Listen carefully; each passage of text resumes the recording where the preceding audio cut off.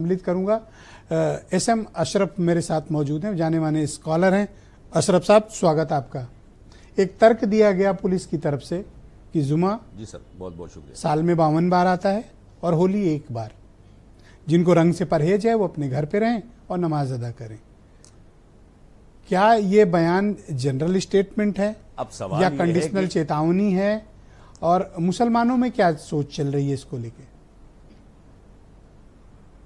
भाई सीधे सीधे चेतावनी है। इनका इतिहास ही रहा। मैं पहले भी आपके पास डिबेट कर चुका हूं इस चैनल के ऊपर कि जो दंगा वहां भड़का उसमें बहुत बड़ा रोल इस ऑफिसर का रहा। उसके बाद भी सरकार ने कहीं से इनको ये हिदायत देने की कोशिश नहीं की कि ऑफिशियली आप इंटाइटल्ड नहीं है कोई स्टेटमेंट देने के लिए।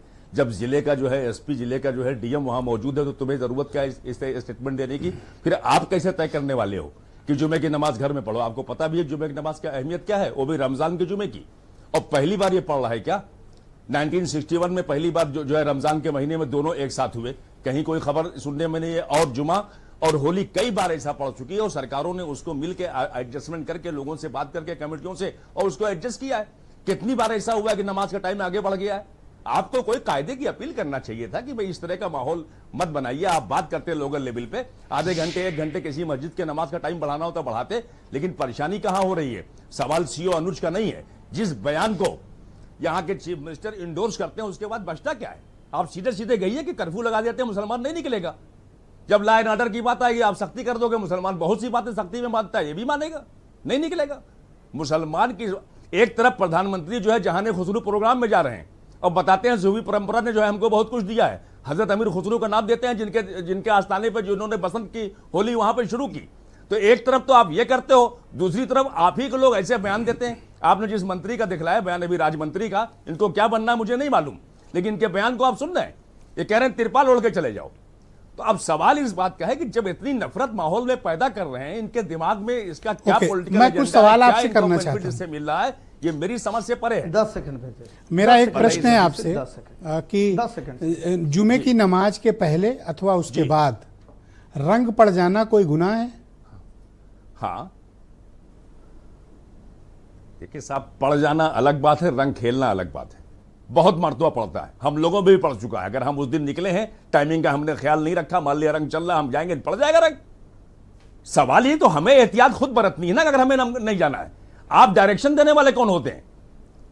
खेलना अलग चीज है, पढ़ना अलग भी है। क्या लोगों किसी ने डायरेक्शन मतलब आप अपने मन से तो वो काम करना चाहते हैं जैसा पुलिस चाहती है, लेकिन अगर पुलिस ने टोक दिया तो आपको बुरा क्यों लग गया?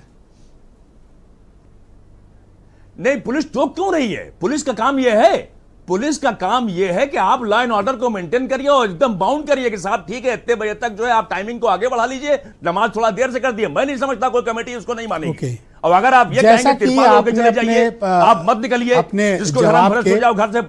जवाब के पहले चरण में कहा कि इल इंटेंशन है पुलिस का या पुलिस का रोल ठीक नहीं है, तो आप पुलिस के ट्रैप में आ क्यों रहे हैं? सरकार का इंटेंशन है। अनुज चौधरी आप कह दीजिए कि हम घर से पढ़ लेंगे या जिसको रंग फेंकना हो फेंक दो, हम पे कौन सा, हम तो इबादत के लिए जा रहे हैं। घर पे नमाज हमारी हो ही नहीं सकती।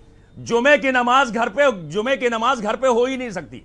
जुमे की नमाज तो मस्जिद में ही पढ़िए, लेकिन अगर कहीं रंग फेंक दिया गया तो उस पर इतना तनाव करने की क्या जरूरत है? देश की तरक्की का मामला है, आगे बढ़िए, क्यों लड़ना झगड़ना? सवाल यह कि आप कहेंगे घर में जाके कपड़े बदल लीजिए। आप ये कैसे पहले तय करते हैं अगर ऐसा हो जाए? लड़ना क्यों है? आप ये क्यों तय करते हैं पहले ऐसा हो जाए? ये कौन तय करेगा?